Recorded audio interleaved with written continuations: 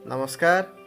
मु आज आपको सुंदर गपटे कहि गपटी है पिलांकर पाठ प्रति भय कहीं आसे। ये गप मध्यम आप जानीपारे आम पाठ को कहीं डरुचे। गोटे पिला पंचम श्रेणी में पढ़े। से गोटे क्लास रु अन्य क्लास को अति सहजरे गति कर चली था। स्कूल रे खरा दिन छुट्टी है।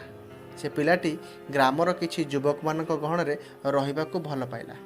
जो युवक मान कि ताठारु बयस ढेर अधिक एवं सेमानक सह संपर्क स्थापन कला एवं सेमानक सह खेलकूदरे मातिला। जो खेल कि बड़ बड़ पिला माने खेली पारु नथिले से खेल से किछि दिन भितर पारंगम हो गला।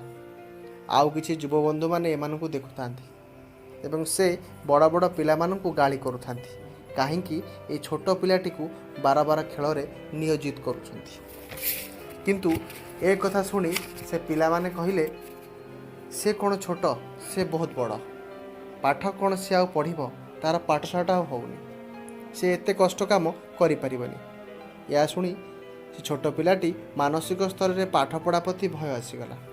से पिला आउ पाठ पढ़ा कथा न भाबी खाली खेलकूदरे मातिला। जो पिलाटी बड़ बड़ पिला खेल को अति सहजरे शिखि पारिला से कौन पाठ पढ़ी पारिबनी?